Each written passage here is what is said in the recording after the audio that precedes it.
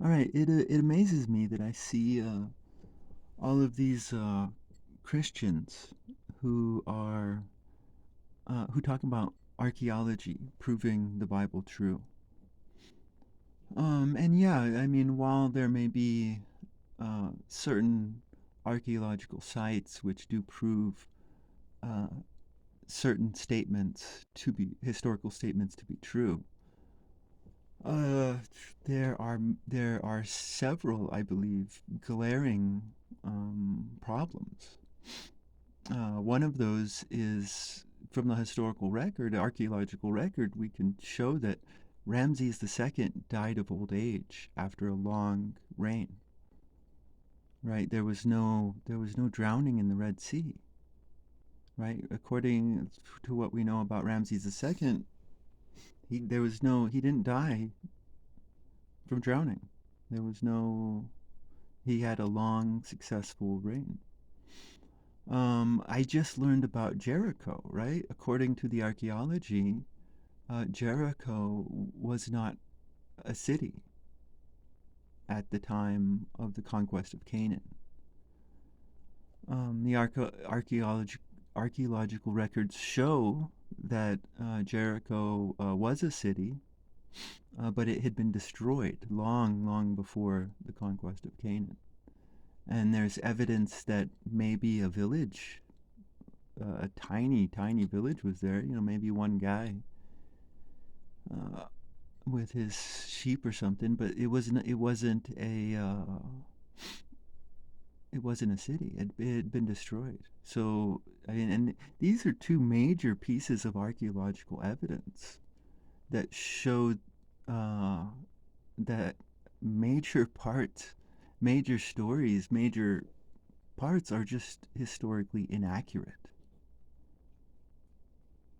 And it surprises me about these people who do this because they're simply lying, are they not? These are disgusting liars, and they need to be called out. They are disgusting liars, and they need to be called out because, yeah, I mean, they could be picking this archaeological site or that archaeological site, but any archaeological site or historical evidence which contradicts their their beliefs, they they're gonna ignore it. They're gonna get angry. They're gonna walk away with an angry face on. Um, I was reading Graham Hancock a long, long time ago. From what I remember, he was a fairly good writer. Uh, it's a really easy read. Um, but I was reading it, and he said that the early Christians were literal interpreters of the Bible. You know, and I was like really shocked when he said that because that's just blatantly false. Like, I'm not gonna begrudge a man for being bad at research, but there's surface knowledge, and then there's more detailed knowledge. I mean, a man can get the more detailed knowledge wrong, but to say something so blatantly false is crazy. I mean, he's either an idiot or he has an agenda of some kind. Because starting with Augustine of Hippo, the Christians were not literal interpreters of the Bible. They interpreted it figuratively. They approached the Torah and the New Testament as religious texts, not scientifically historical texts.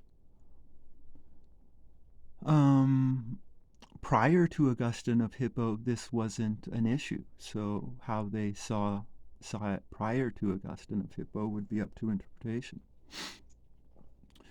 But so the literal interpretation of the Bible is a modern Christian phenomenon.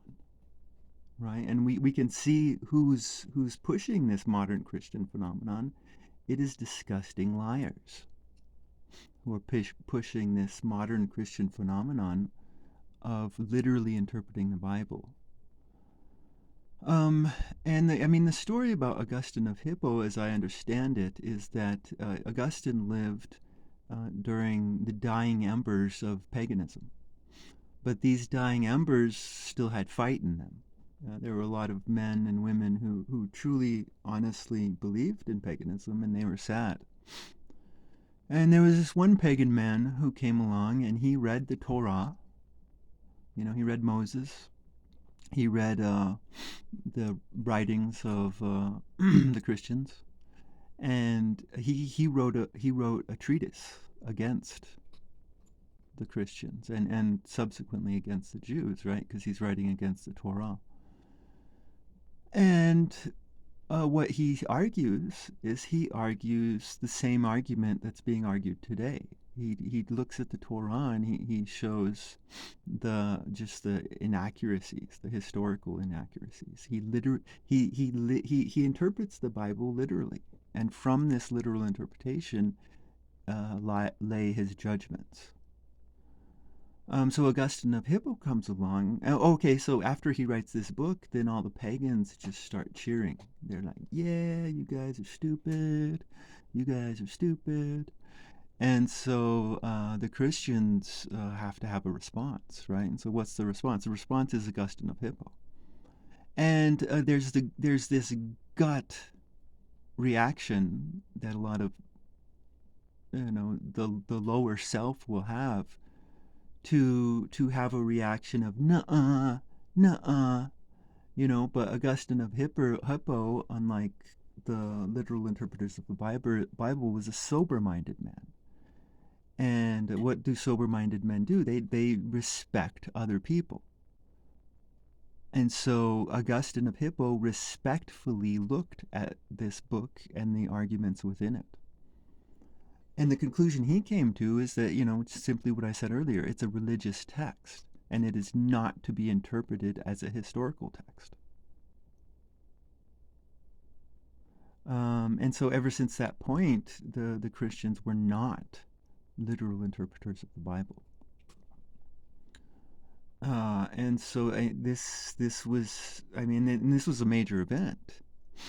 And so for Graham Hancock to say this again is either pure idiocy or he's got an agenda of some kind.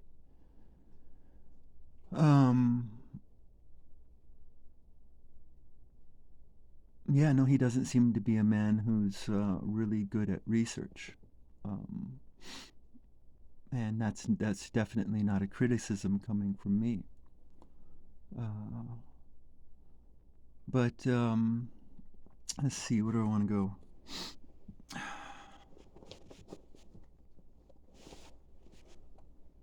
So the early Christians did not interpret literally. But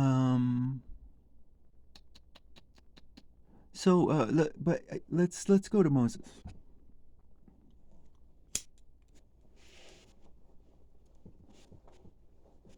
And I already did a video on Moses, and some of this information is going to be a repeat.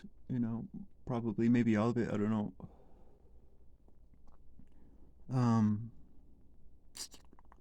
But let's go over Moses. So I think the historicity is hidden within the text. When we first see Moses is this warrior of the Jews, is he not?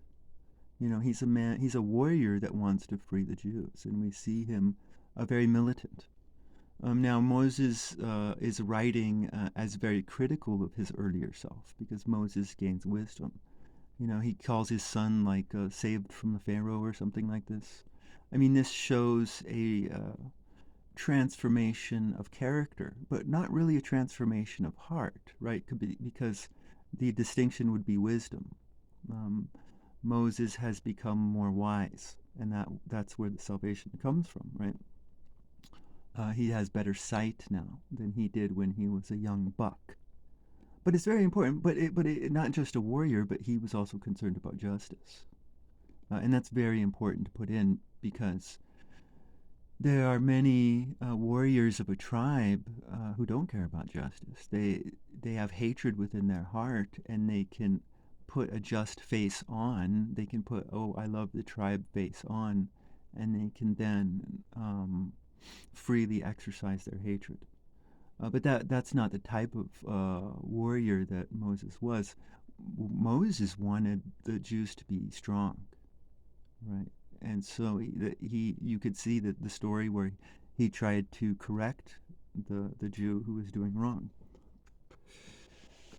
And so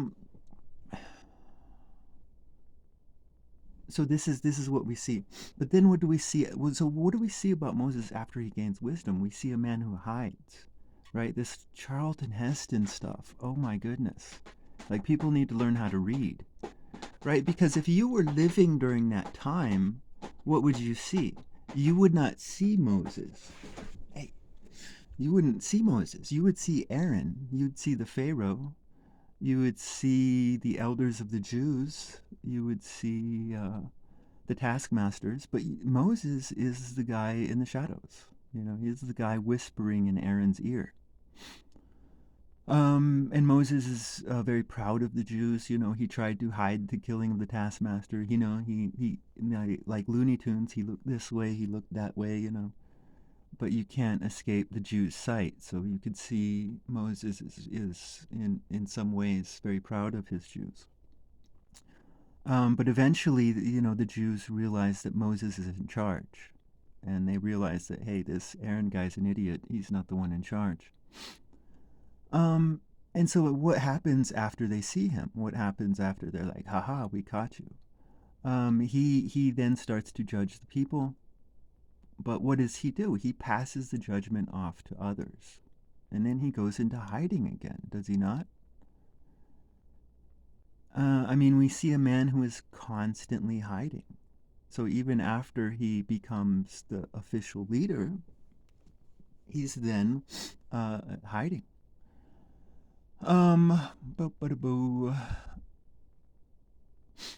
So, and I would argue that he's even hiding from the reader, right? Because everything I'm saying may be strange to people, right? Because what do you as the reader see, right? You see Moses as Dumbledore, right? You see Moses as Gandalf. Uh, you see this magical wizard, going around. But again, if you're standing in Egypt when all this is happening, nobody's going to be looking at Moses. They're all going to be looking at Aaron and the Pharaoh. Um,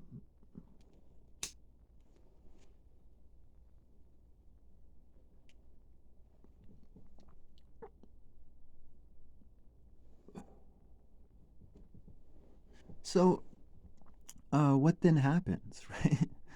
What happens is Moses, quote unquote, dies, right? But again, this is Moses the hider, right? And Joshua and everybody who had not been born in Egypt, right? So we're talking about people who are 40 years old and younger, and we have to wonder where everyone else is, right? But Joshua and everybody not born in Egypt cross over into the Promised Land, and who do they meet, right? They meet this mysterious figure in a costume who's calling himself the what is it, the angel of the Lord's army or something like that.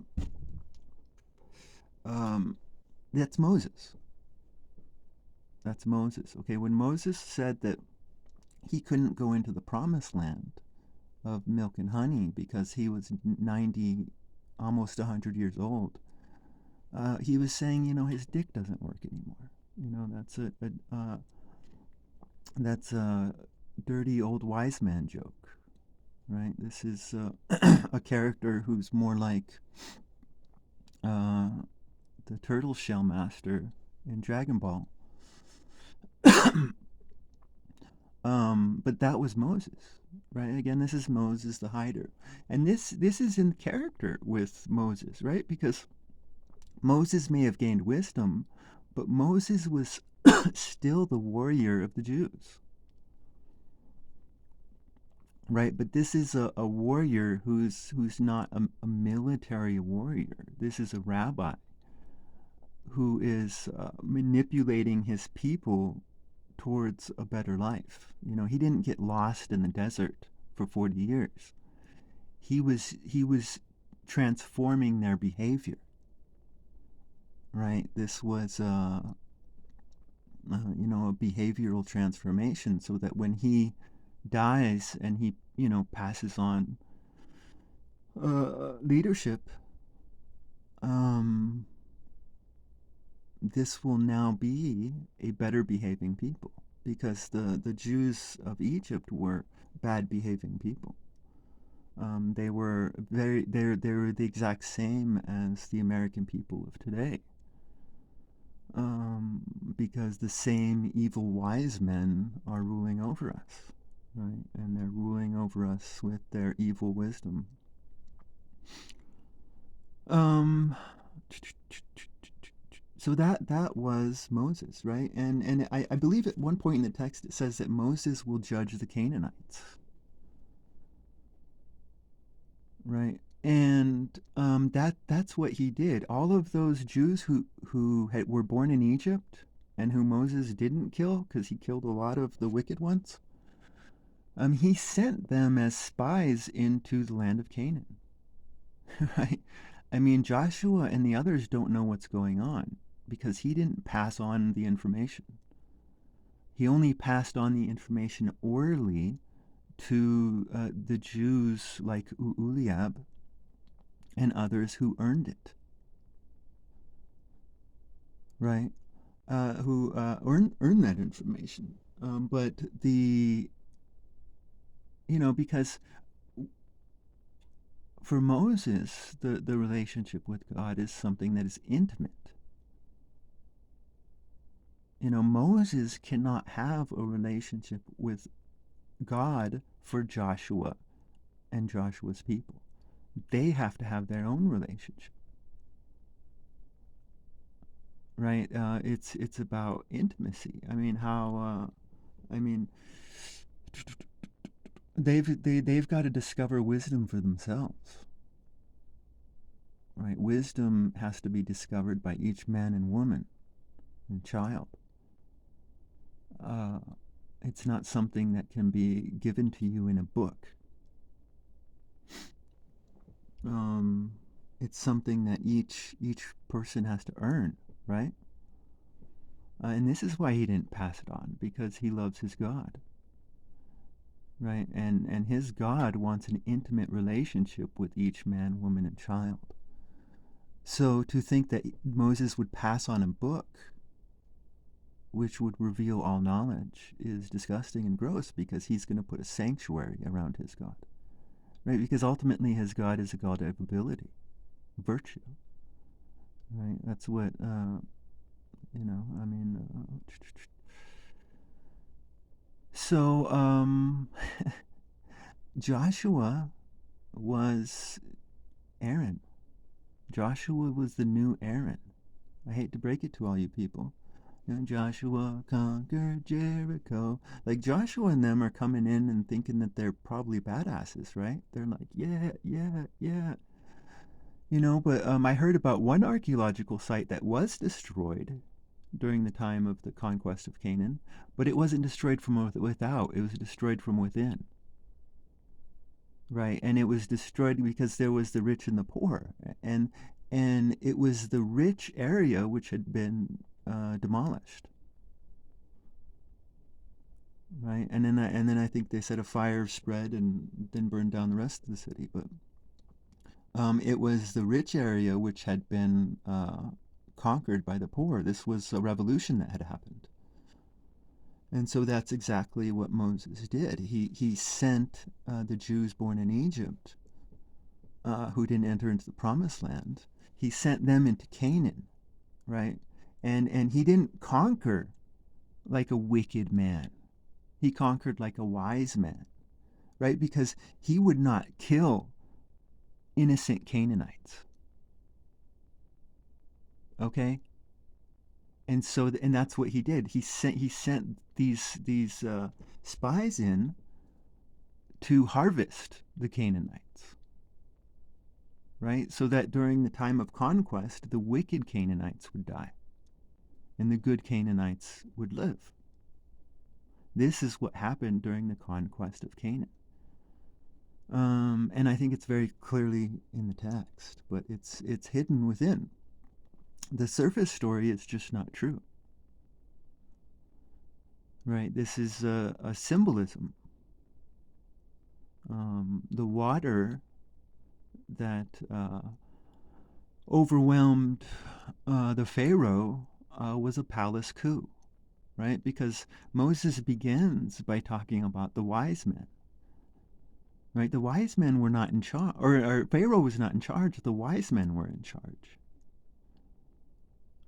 right? And so Moses, who lived in the palace and who had Jewish women who were in the palace and who had friends amongst the Egyptian princesses, he organized a palace coup, right? So Ramses didn't die; the wise men died, and their ways died, according to this. I mean, I guess if you wanted to look for any historical accuracy in this account, you could look for possibly policy changes within Ramses's reign. Um,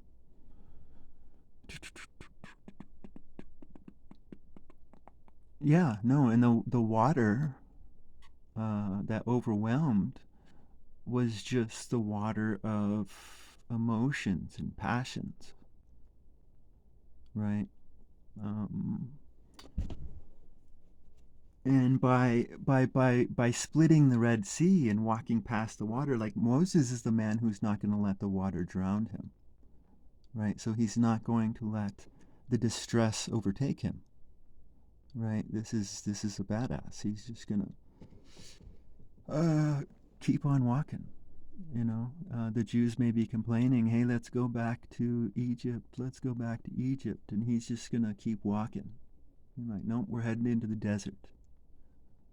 Right? He's not letting the water overwhelm him. Um, I mean, think about this like, talk to the hand, you know, and he's just like not even looking at him. He's just walking past. Um, yeah, no, I think that about covers it. Um, so I mean, this is all a modern phenomenon about the Christians who believe in the literal interpretation of the Bible. I mean, we could end this with the discussion of faith, right, and belief.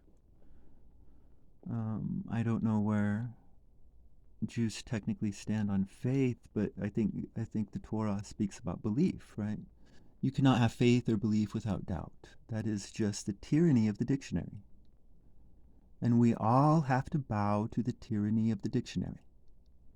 You cannot have faith without doubt. Without doubt, it is certainty.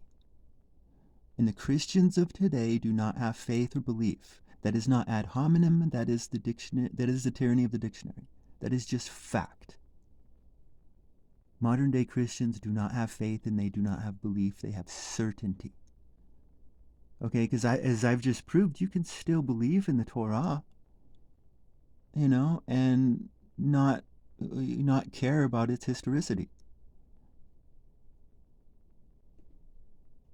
Okay, because caring about its historicity is a modern scientific problem. Okay, this is a scientific mindset, and this scientific mindset makes the Christians insecure. Okay, the literal interpretations of the people who literally interpret the Bible are cowards. They are insecure, and there is no faith amongst them because they are all deathly afraid of doubt. To them, doubt is tyranny. Doubt is evil. If you doubt anything they say, well, then you're their enemy. These are disgusting people. These are not believers. That is the tyranny of the dictionary. These are not believers. They are afraid of doubt. They are cowards.